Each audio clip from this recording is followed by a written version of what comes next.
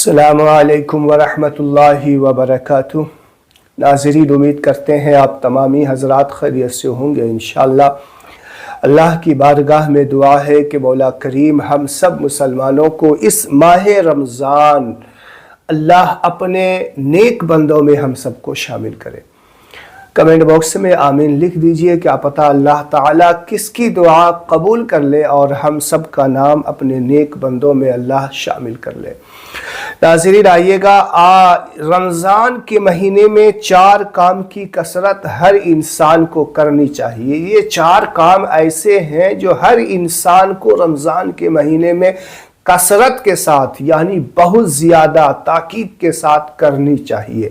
तो वो 4 काम कौन से हैं, आइए मैं आपको बताता हूँ। देखिए, उनमें से 2 काम तो ऐसे हैं जो करना ही करना चाहिए, अल्लाह ताला के लिए है, और 2 काम ऐसे हैं जो बंदे के लिए है, जो बंदे की मजबूरी है, बंदों को करना ही पड़ेगा।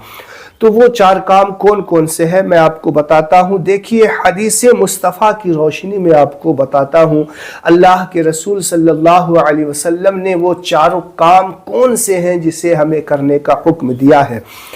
हज़रत सलमान फ़ारसी रदी अल्लाह ताला अन्हु फरमाते हैं कि रसूलुल्लाह ने रमज़ान के महीने में 4 काम करने की तरगीब दी है। अब सोचिए आप कि अल्लाह के रसूल सल्लल्लाहु अलैहि वसल्लम ने रमज़ान के महीने में जिस काम करने की तरगीब दी है तो वो काम कितना महान होगा, कितना बड़ा होगा और बंदे के लिए कितना फ़ायदेमंद हो सकता है। क्योंकि अल्लाह के रसूल सल्लल्लाहु अलैहि वसल्लम अपने उम्मती का सिर्फ भला ही चाहते हैं। बंदे को अल्लाह के रसूल सल्लल्लाहु अलैहि वसल्लम दिन रात रोते थे, अल्लाह के रसूल दिन रात रोते थे अपने उम्मतियों की बख्शिश के लिए। तो जो इतने रोया करते थे, इतने आंसू बहाते थे अपनी उम्मतियों, गुनहगार उम्मतियों की याद में, और वो नबी ये चाह रहा है कि बंदा ये 4 काम करे, तो सोचो कितना बड़ा काम होगा। तो वीडियो ज़रूर देखते रहें। 4 काम रमज़ान में ज़रूर करें। 2 काम अल्लाह की रज़ा के लिए और 2 काम जिसके बिना इंसान का चारा ही नहीं है, जिसके बिना इंसान का चारा ही नहीं है। तो अब वो काम कौन कौन से हैं देखिए। पहली 2 चीज़ें अल्लाह के रसूल ने फरमाया, कलमे तैयबा की कसरत। कलमे तैयबा ला इलाहा इल्लल्लाहु मुहम्मदुर रसूलुल्लाह की कसरत के साथ जो है रमज़ान शरीफ में कसरत करो। आपको मालूम है कि कलमे तैयबा ला इलाहा इल्लल्लाह को एक पलड़े पे और ज़मीन व आसमान को एक पलड़े पे रख दो तो ला इलाहा इल्लल्लाह वाला पल्ला भारी हो जाएगा, झुक जाएगा। इतना वज़न है ला इलाहा इल्लल्लाह में। तो अल्लाह के रसूल ने फरमाया कि रमज़ान शरीफ में चूँकि नफल फ़र्ज़ के बराबर फ़र्ज़ 70 गुना और 1 बार सुबहान अल्लाह का 70 बार सुबहान अल्लाह कहने के सवाब, 1 मरतबा ला इलाहा इल्लल्लाह कहने का 70 मरतबा ला इलाहा इल्लल्लाह कहने का सवाब अल्लाह ताला देता है। तो नबी ने फरमाया जो इतना वज़नी कलमा है इसका ज़्यादा आप जो है ताकीद के साथ इसको करना। और अल्लाह के रसूल सल्लल्लाहु अलैहि वसल्लम ने एक जगह फरमाया, अफ़ज़लु ज़िक्र कलमे तैयबा ला इलाहा इल्लल्लाह, यानी अफजल जो ज़िक्र है वो ला इलाहा इल्लल्लाह का ज़िक्र है। और दूसरी बात जो फरमाया कि इस्तग़फ़ार की कसरत करना है। अस्तग़फ़िरुल्लाह रब्बी मिन कुल्लि ज़ंबिन व अतूबु इलैह।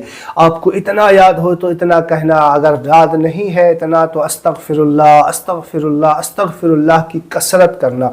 देखिए अल्लाह के रसूल ने ये क्यों फरमाया। अल्लाह और उसके रसूल का हर काम हिकमत वाला होता है। अल्लाह के रसूल चाह रहे हैं कि मेरे उम्मती किसी तरीके से बख्शा जाए, इस रमज़ान में मेरे उम्मती का बेड़ा पार हो जाए किसी तरीके से। नबी फरमा रहे कसरत के साथ कलमा भी पढ़ना और इस्तिग़फ़ार भी करना। अल्लाह ताला कुरान में फरमाता है, इन्नल्लाहा युहिब्बुत तव्वाबीन व युहिब्बुल मुतत्तहिरीन, कि अल्लाह तौबा करने वाले को, अल्लाह इस्तिग़फ़ार करने वाले को बेहद पसंद फरमाता है।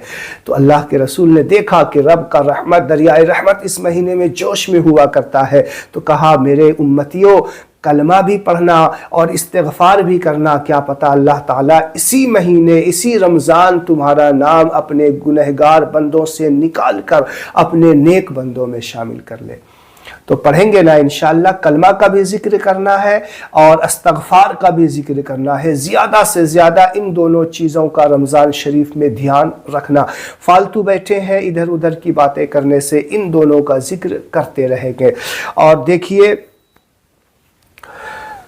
تیسری بات جو اللہ کے رسول نے فرمایا ہے کہ یہ ساری چیزیں تو کرنا ہی، کلمہ، استغفار، اور جب دعا کرنا اللہ کی بارگاہ میں تو اللہ تعالیٰ سے جنت کی طلب کرنا۔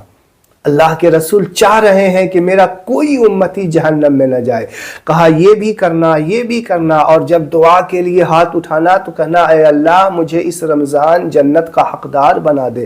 اور چوتھی چیز اللہ کے رسول صلی اللہ تعالی علیہ وسلم نے اپنے امتیوں کو تعلیم دی، اپنے امتیوں سے بتایا کہ جب بھی دعا کرنا جنت بھی مانگنا اور جہنم سے پناہ بھی مانگنا۔ اللہ کی بارگاہ میں یہ ضرور کہنا کہ اے اللہ ہمیں جنت بھی عطا فرما اور جہنم سے پناہ عطا فرما۔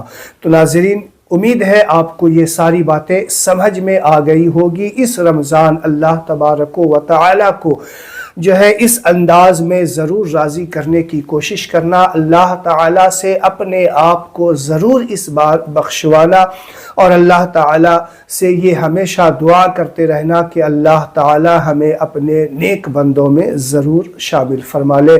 تو اسی طریقے سے رمضان شریف کے دن اور رات ہمارے گزرے تو انشاءاللہ ضرور ہمیں اللہ تعالیٰ اپنے نیک بندوں میں شامل فرمائے گا۔ تو جو لوگ میرے چینل پہ نئے ہیں میرے چینل کو سبسکرائب کریں، لائک کریں اور ثواب کی نیت سے اسے شیئر کریں۔ السلام علیکم ورحمۃ اللہ وبرکاتہ۔